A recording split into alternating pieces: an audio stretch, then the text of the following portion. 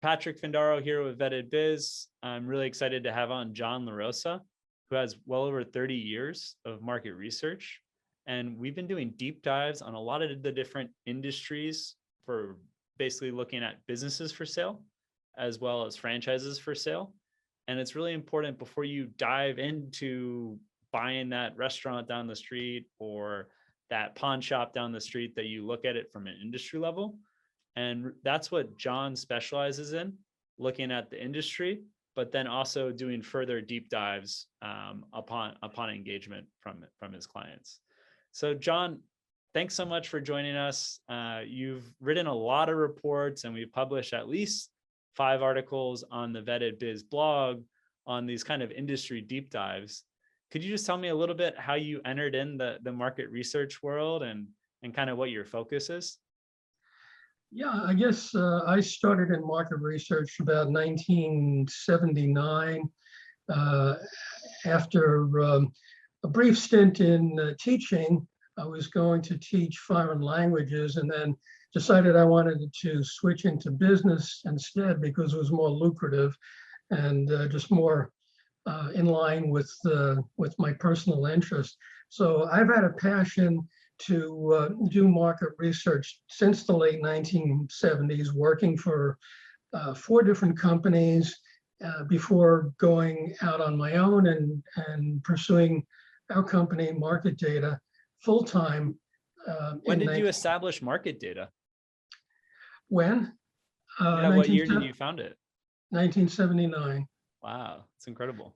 So I had worked for a small market research company on Long Island in New York, and just loved the work. It's like being an investigative journalist, where you put all the pieces of a puzzle together in terms of what makes an industry tick, and the nuances and characteristics of it. And it never got boring because I was looking at a different industry every 2 months.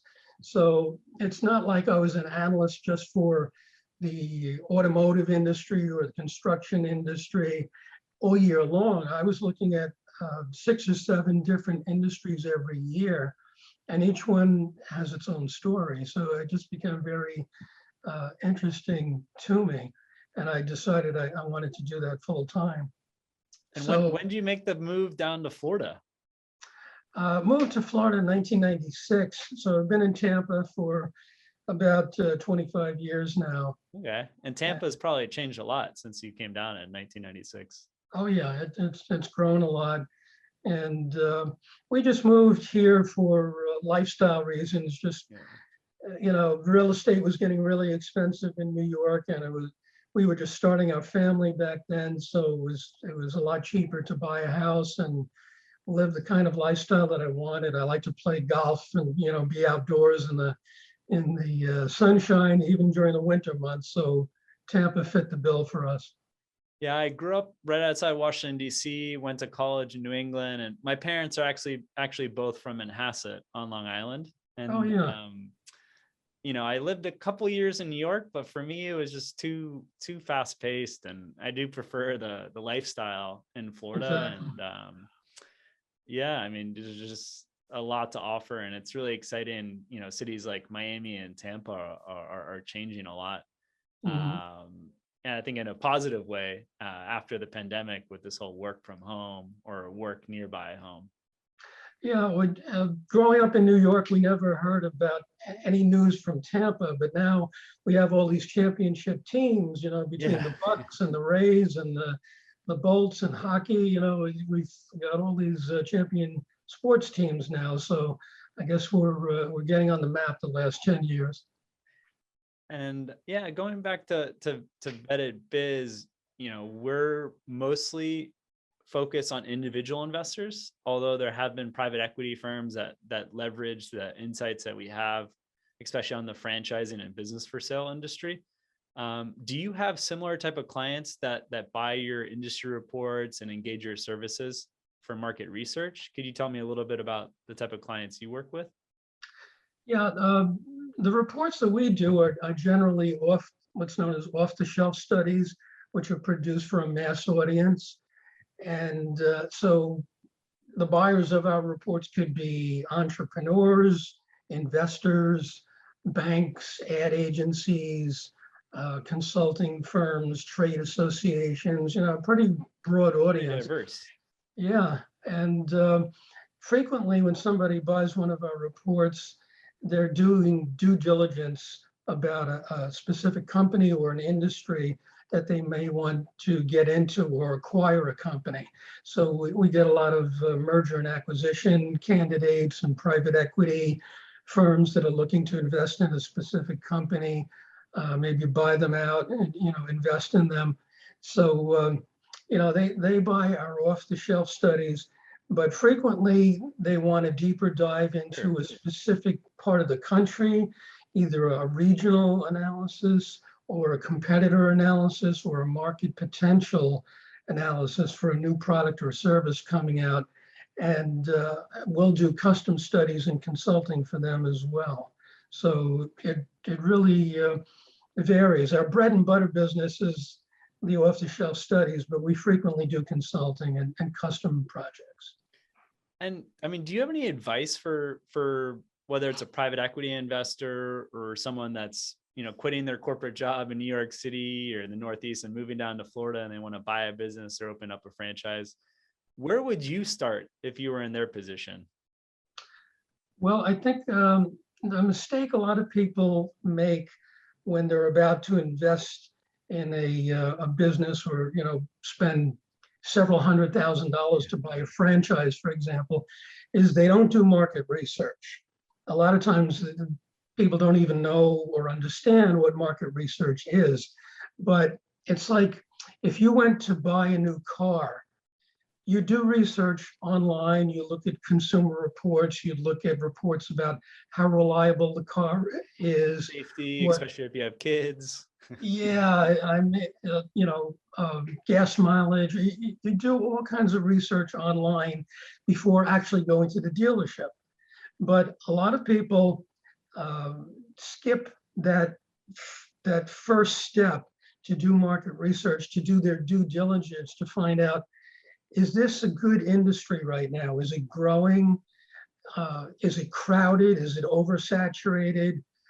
Is there room for more growth? Is the industry being regulated by some government agency? Is it undergoing some transformation technology-wise? Is it popular with consumers? What are the trends affecting the business? So, a lot of people don't do that, and it's a big mistake because they could be investing their life savings into an industry that's on the way down. And, you want to try and avoid the pitfalls and pick industries that are growing and don't have any special circumstances so that, you can maximize your chance for success. So and why is it like, you think it like buying a small business or investing in a franchise for an individual investor can be like a very emotional decision and they're swindled by a smooth sales guy? Why are people not necessarily always doing their research on the industry level first? I think they don't know that a lot of information exists and is out there free or for a very low cost. Like, for example, the Census Bureau, the US Census Bureau, has a bunch of different surveys that they do, like the economic census. There's the census of wholesale trade, retail trade, manufacturing, and service industries. And all of this information and statistics and great content is available free if you know where to look. And you can find it easily online. Market research is not magic, and it takes time. It takes time. It's kind of painstaking and boring to a lot of people, but it's work that you really have to do if you want to prepare yourself and get into the right business. It's well worth the effort. Yeah, to get in the right business and avoid the ones that aren't looking so hot. Mm-hmm. It's not, market research is not, it's not rocket science. Anybody can do it if you have the tenacity and the patience to find the statistics and information. So, you know, like I tell people, you don't need any special degree to do market research. It's just it's grunt work. It's getting on the phone and talking to people and interviewing them. It's looking at different websites. It's finding articles about a business or an industry that has been put out by reporters or other research organizations. So, you know, a lot of people don't like to do research, but that's why we do it, Exactly. to take that load off of people's minds. And, you know, we're good at it, we're efficient at it, and we know where to go to find the relevant information. So, And I you think know, it was in one of your study, you were conducting one of your studies, and that's how you entered into contact with us at Vetted Biz, right? yes, yes. Mhm. And I know, yeah, you've produced a lot of different reports, and part of the reports as kind of like a teaser are highlighted on the Vetted Biz, vettedbiz.com blog. Mhm. Could you tell us just like what industries that you would put your money in, or that you think are worthwhile for individual or institutional investors to look at based on different factors like growth rate over the next 5-10 years? Because I know Mhm. you've looked at so many industries, and I'd be curious just to hear from you, you know, what industry piques your interest the most? Yeah. Um, I think, you know, obviously COVID and the pandemic has affected a lot of industries and markets, some more than others. And a lot of personal service and healthcare sectors were hurt by the pandemic, but they're bouncing back. And one example of that, where you have a very personal service where, you know, it has to be delivered in person, it can't be delivered online or Sure. digitally, is nail salons. Um, the nail salon industry is a very interesting one. It was started by Vietnamese women that came over here after, in the 1970s, after the Yeah, I think Vietnam, largely refugees yeah, started the whole industry here. after the war. They came over, and a group of them in California were kind of recruited by one of the actresses, Tippi Hedren, and she kind of took them under her wing and got them to be admitted to beauty schools in California, and they taught them how to do nails. You know, being manicurists and do all these nail services, and from there it just kind of grew into an industry that's still dominated by Vietnamese women, but has really spread across the country. And I would say right now, the industry is worth about 6.5 billion. I'm just looking at a couple of notes here from our report. There's about 28,000 nail salons in the Wow. country. And the typical nail salon revenues are about $287,000 per year in And 2019. did you deduce that from the census data? How do you get the figure on the per unit revenue? Yeah, the census data has information of the number of nail salons and their receipts or revenues. So, you know, just divide the receipts by the number of nail salons and you get the average revenue per salon. So the So average is doing, what was it, 280,000 in top line revenue sales? 287,000, right? And Do you know like an estimated profit margin, like how much the owner can take out of a business like that, a nail yeah, salon? about 17%. Not bad. So, but the point is, that's just the average. And there's a lot of nail salons that do much higher than that average. It can go all the way up to 575,000, depending on the state and the location and the metro area and how affluent that area is and the Sure. kind of services they provide. So, you know, when you get up to 575,000 and a 17% profit margin, it's possible for the owner to make to $100,000 a year. And it's a business that is growing and it is rebounding as these businesses are reopening. In 2021, last year was a tough year and a lot of the nail salons were closed, at Sure. least temporarily. And probably labor issues too, right? Yeah, yeah. Um, For the so, nail salon in particular, and I guess also just like barber shops and those industries that, especially in Florida, were more contractors, 1099s, and they didn't necessarily have to be an actual employee of the business, a W-2. But California, you got to, from what I understand, you have to be an employee, a W-2, and that's going to increase the cost to the owner of the business. Have you right. done any research on that in terms of like impacts on just regulation changes for the nail salon industry as well as overall personal services? Yeah, well, it usually varies state by state. I think California may be a little more restrictive Sure. than some other states. I think the nail salons are going to continue to use a lot of subcontractors, to avoid paying benefits, expensive benefits. So, I don't see that changing on a nationwide basis that much. But only about 3.5% of nail salons are part of a franchise. There are some, there's probably about a half a dozen franchises in the industry.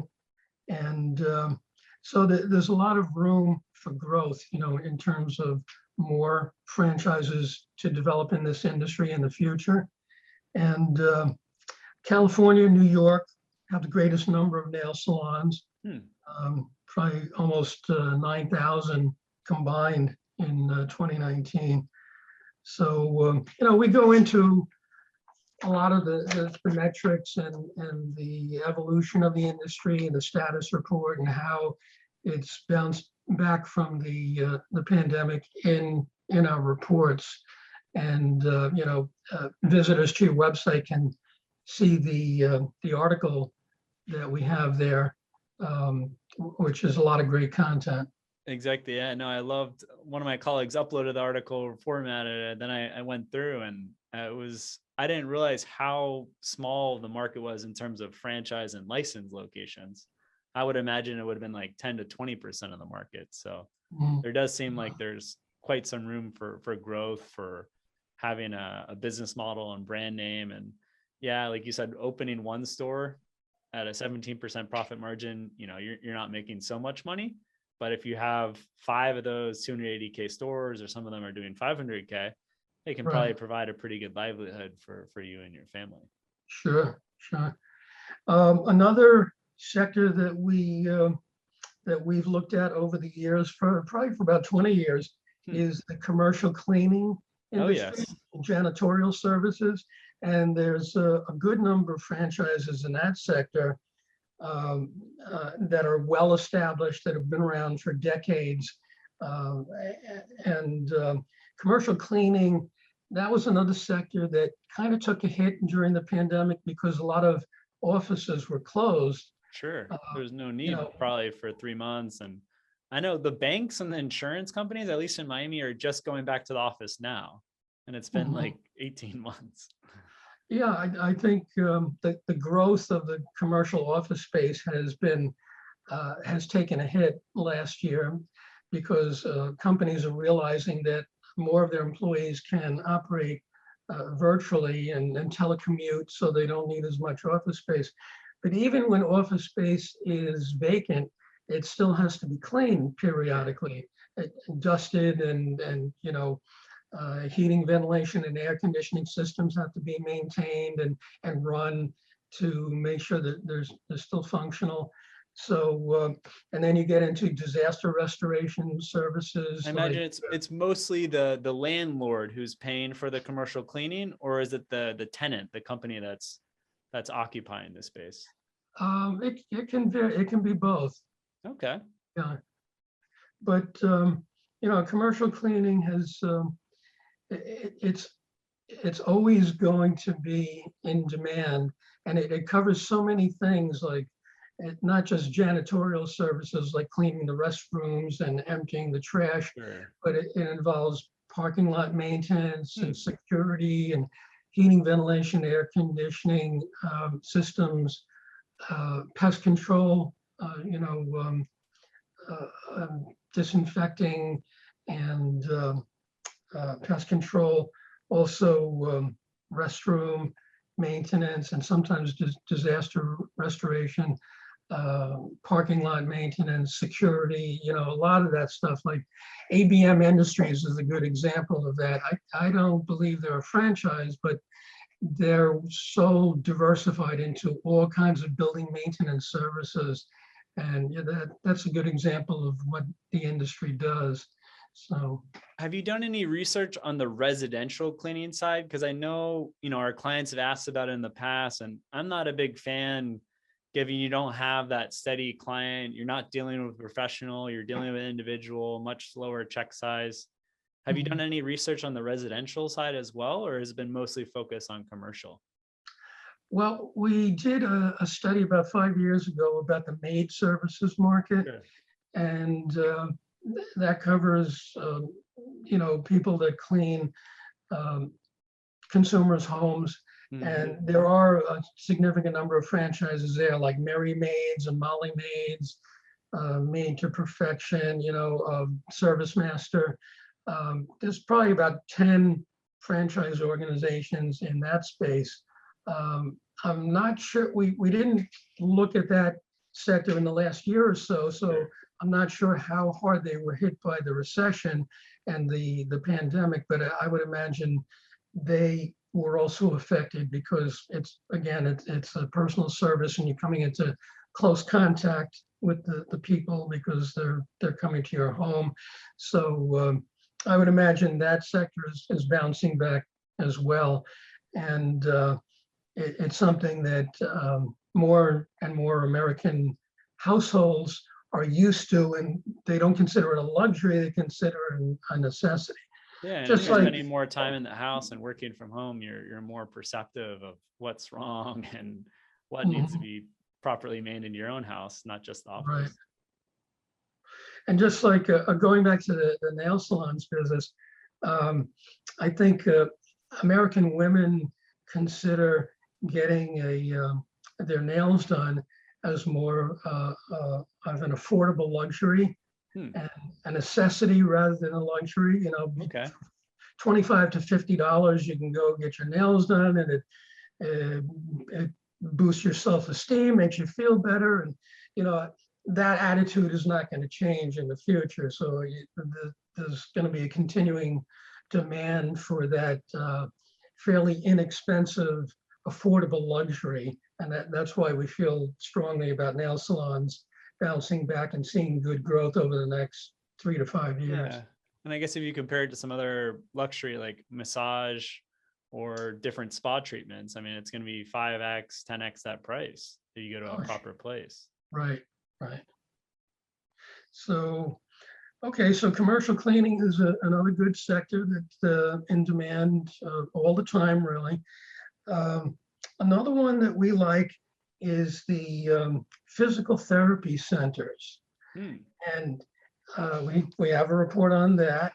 And that's a sector that's very interesting, that is also growing because the population is aging. Sure. And the baby boomers are aging, and even though they're in their 50s and 60s and 70s now, they still want to go out and jog and ride a bike and play basketball and do all these sports. So you get the weekend warrior syndrome, where they go out and do things that they shouldn't do, and they wind up breaking their ankle or spraining their ankle or breaking a leg or skiing or whatever. So there's a lot of injuries there that are that you'll see on an annual basis, and physical therapy centers provide the solution to getting back in shape.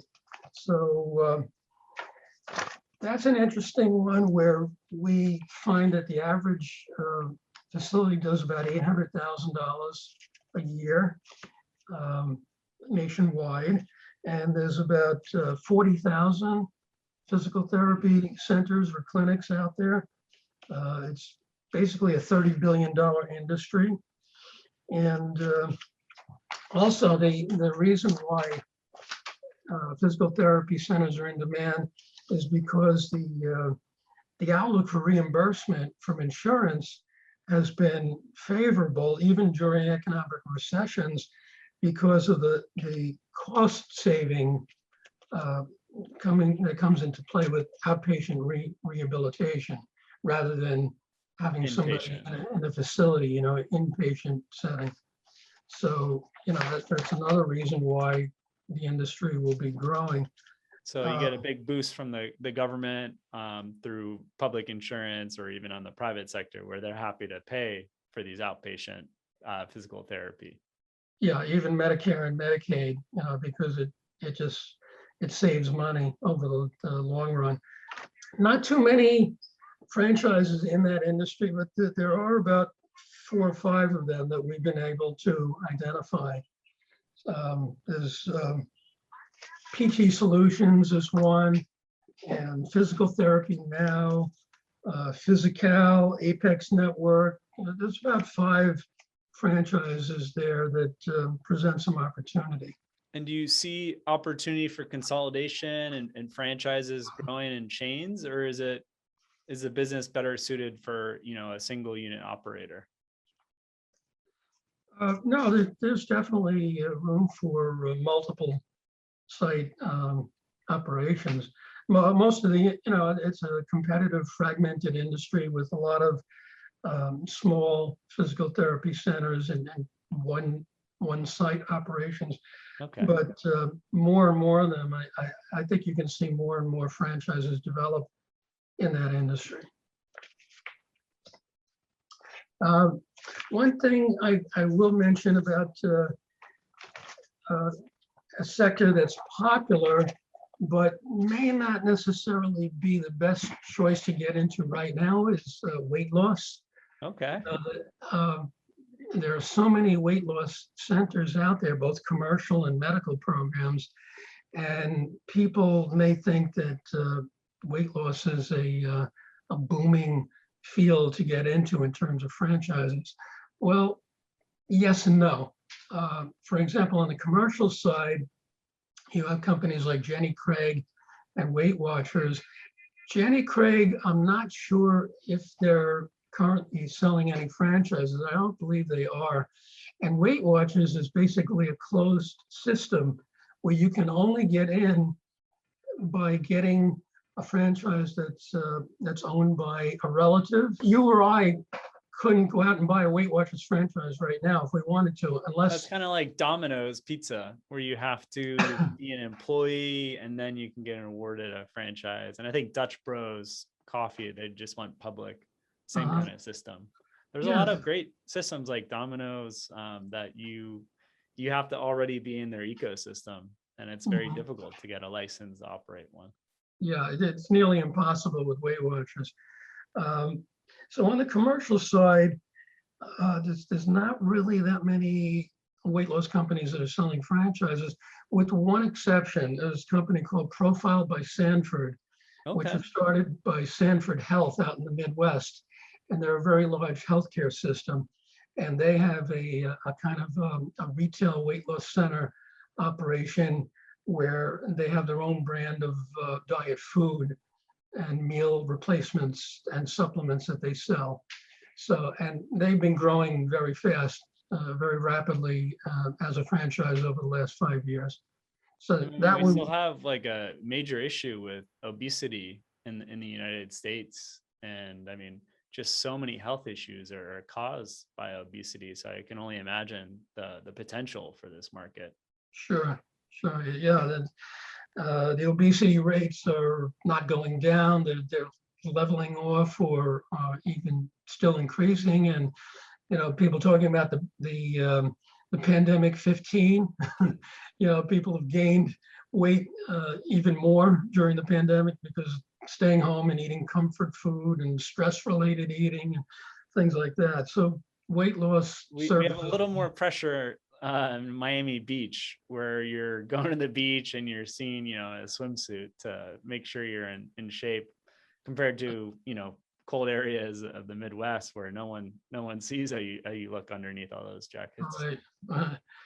And on the medical side, there are probably about 10 different franchise organizations, but it can be tricky, and you do need a medical doctor to oversee the program. So these would be like urgent care clinics, or what side on the medical exactly?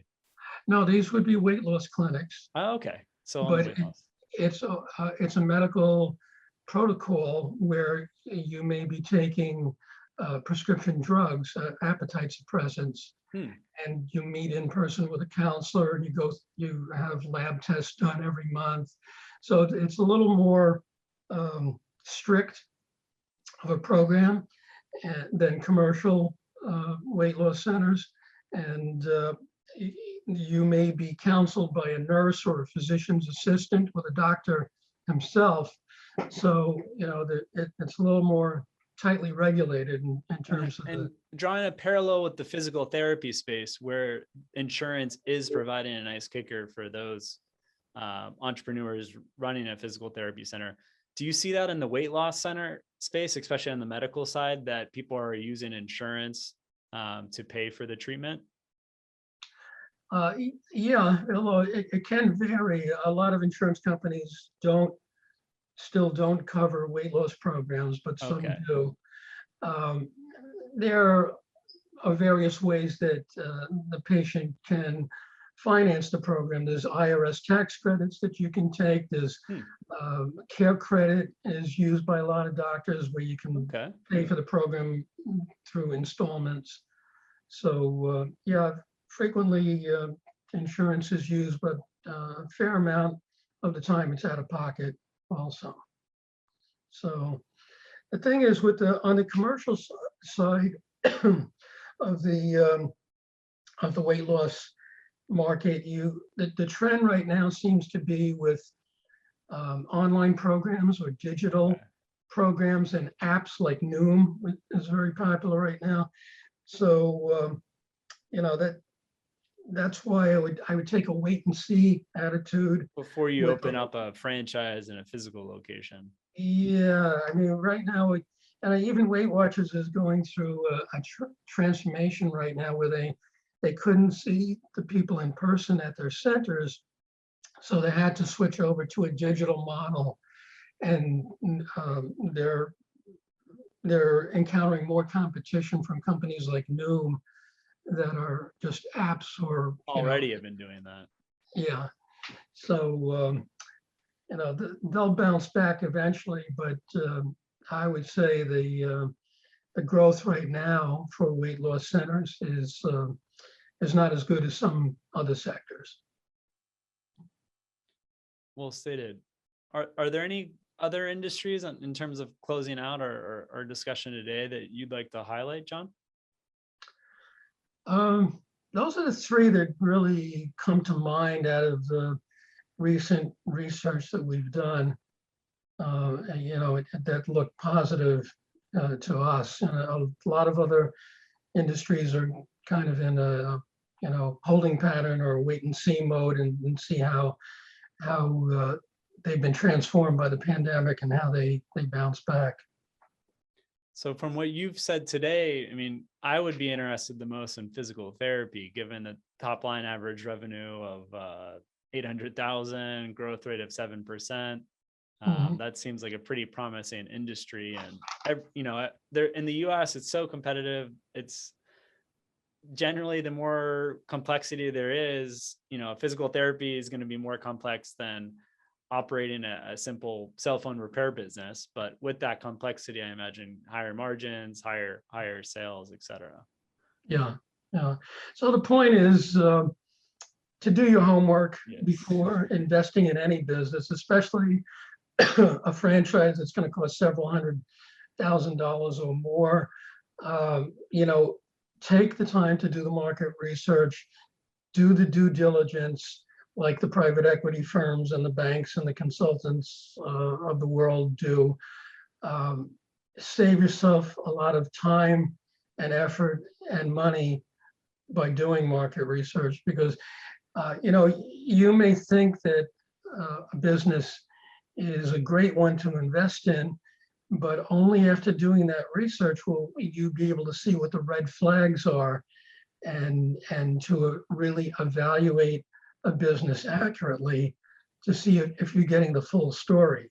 I know in the past, some franchise organizations have painted an overly rosy picture of some businesses.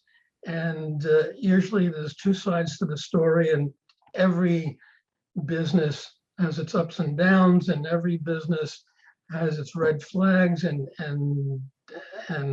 capability for weathering recessions and downturns.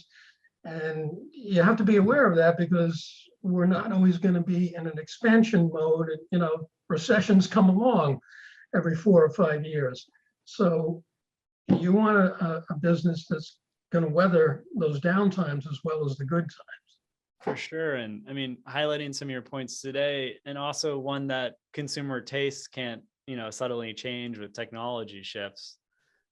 So, weight loss, let's see what happens if it goes more to the online and app space.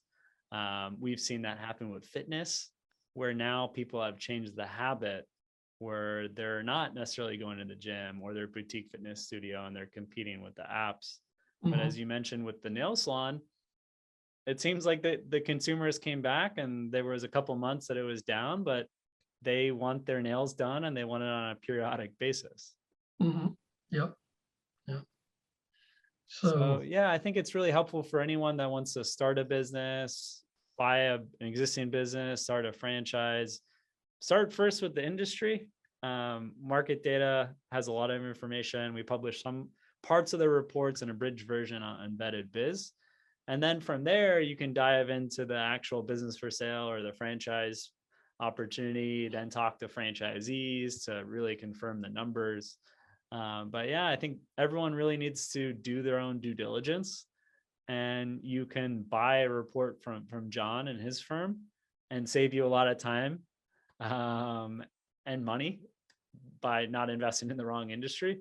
Or like John said, you could do it yourself. A lot of the information is public, but I don't know. How long does it take you to conduct one of these reports, John, with having 40 years of experience with this?